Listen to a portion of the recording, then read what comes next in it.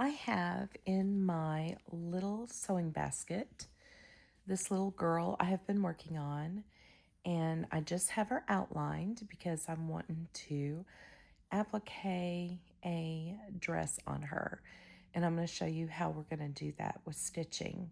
So I didn't waste necessarily all this stitch work thinking we're going to cover it up, because I'm going to use a piece of lace kind of like her apron, and the black stitching will still show through, hopefully. So we'll see how this goes. But I started off by making a little dress, like I said, and the outline of her body, just out of black. And I just drew it, just something simple. And then I embroidered her hair, and I just took the end of the string and made it into a braid and stitched that down. I just thought that was so sweet. You have to excuse my voice. I am just coming off of laryngitis, which is not fun. Okay, so what I'm going to do is to show you, instead of just placing it like this and maybe cutting it like that, I'm going to make it more of a 3D effect and make it flow. So what we're going to do is we're going to take it like this, and we're going to gather it. And what I'm trying to do here is to make it look like it's ruffled. Okay, it'll look better once we get it laid down, but first let's tack this down. And I want to start off by, let's see, I want it about here. And we're just going to take it through here. And I'm using a blunt embroidery needle. And the thread I'm using is just sewing thread, just your regular, which you would use with a sewing machine, nothing special. But I like it because it's just a little bit more sturdy, especially this lace is kind of stiff. So I'm going to start off by tacking this down here. And when I say tack it down, I'm just using a simple running stitch. Make sure this doesn't get out of view here. So just a simple running stitch like this. And then, let's see. Okay, so we have that. Okay, and that's going to hold it down for us, so we're not sitting here holding it like a crazy person the whole time. So now I'm not going to tack it down here because I want it real flowy, if that makes sense. I want the dress to be really organic looking and flowing on the bottom. You can still see the pretty dress underneath. And then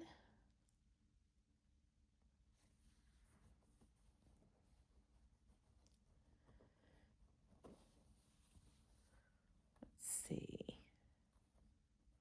So what we're going to do, okay, let's tack this down for now.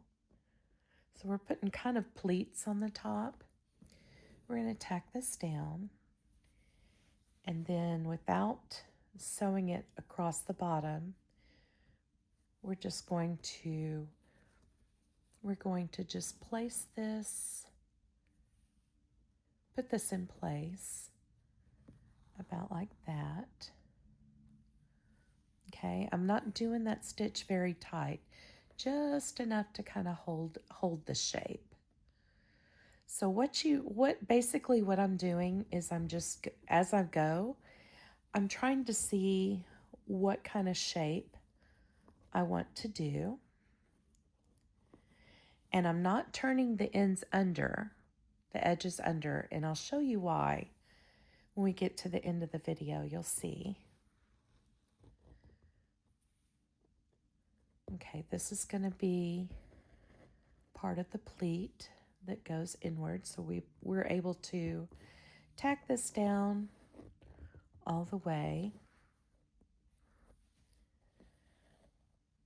without keeping it loose. This one was kind of loose, but it was keeping it together. This thread here, we kept it kind of loose to keep that up, but yet tack it down. I hope I'm making sense. I never know if I'm making sense. Okay. Explaining things is so hard sometimes. So challenging, especially when you're working at the same time. Okay. But I'm hoping that sewing this on camera here is pretty much makes it obvious what I'm trying to say and do. Okay, so let's make our next pleat. And you see what I did there? I just gathered it again.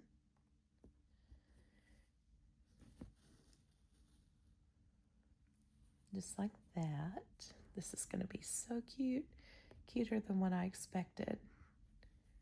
Okay, so again, we're going to, I want to keep this up. See this little hump here? I want to keep that up. So I'm going to go through, but instead of pulling it tight, we're just going to keep that thread loose. And that just keeps it from shifting. That's all that thread's going to do, because once you get down here, this will also hold it in place. Okay, so that just keeps that little hump from shifting too much. Okay, so now we're going to, we need to get it down, or stitch the inner side of the pleat down. And the reason why I'm doing that is so you can really see through part of the lace. And you can use any lace, and you can even, I was actually looking in my stash of material for a cute little gingham pinafore, but I thought, you know what, I spent so much time on that black outline because I wanted to show you basically what I was trying, what I was going for, kind of the goal I was going for. And I thought, well, that stitch ended up looking kind of cute, so I didn't want to hide it. Therefore, the lace came into play.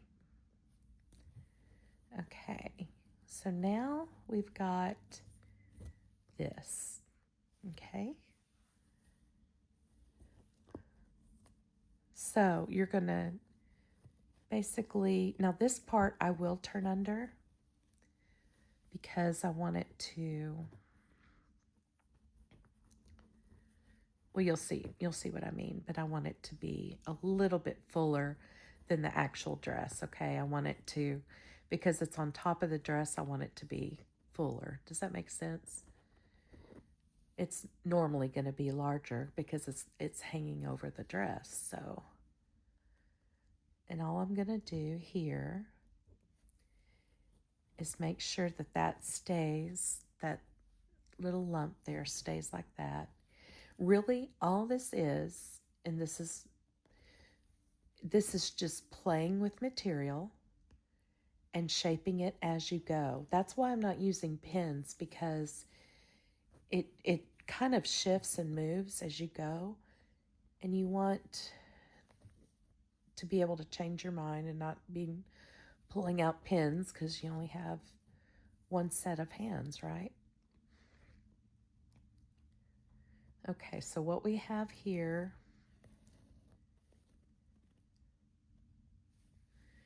is a little area.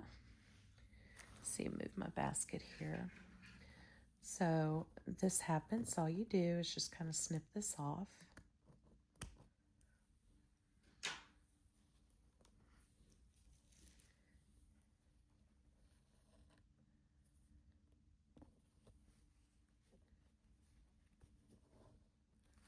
Like that.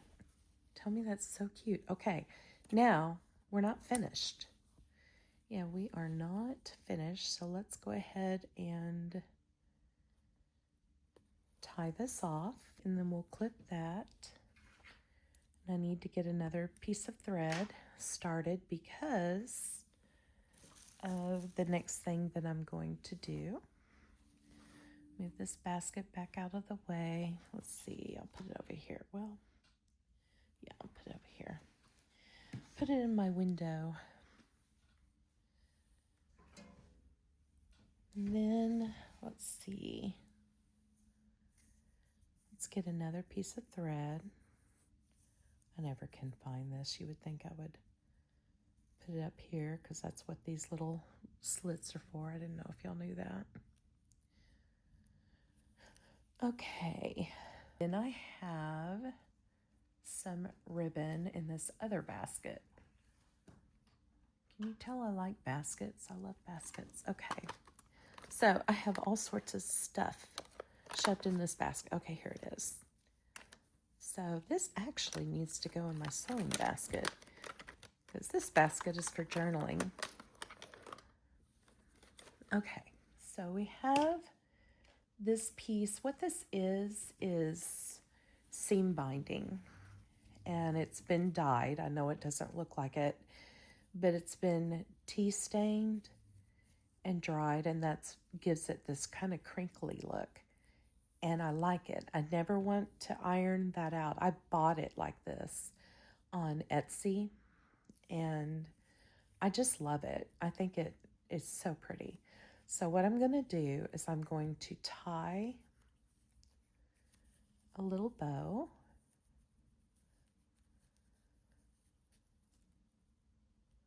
I guess I could have started more on the end. Let's do that so we're not wasting so much of it.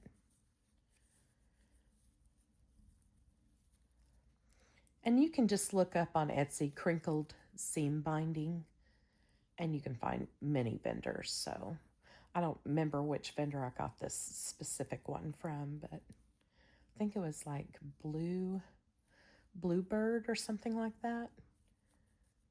Is where I used to get it from. I don't know if she's still in business, but she has the most beautiful seam binding. She's got every color. So, and she hand dyes all of them. So we're going to make a bow about, let's see, let's get this at the right scale. Let's try this first and then see what we have here. And I think, yeah, let's leave the tail kind of long because it's always better to start off long and you can always trim it. So let's put this pretty stuff right there. And so this is how we are going to start, or how we're going to hide that edge. We're going to hide it with a little bow. Isn't that cute? And you can do different colors and stuff. I just love creams and whites. And then all we're going to do is tack this down. And y'all, this is so simple to do. And if you can't really draw, you can always put an image, find an image on a piece of paper and put it, say this is the window, okay? Just pretend like this is a window.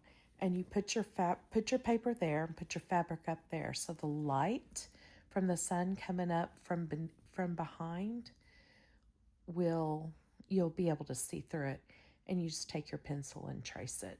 And then once it's traced, you just outline it with black thread, black embroidery floss. And I use the thicker pearl cotton to do this one, but you can also use 3 strands of black embroidery floss and get the same effect.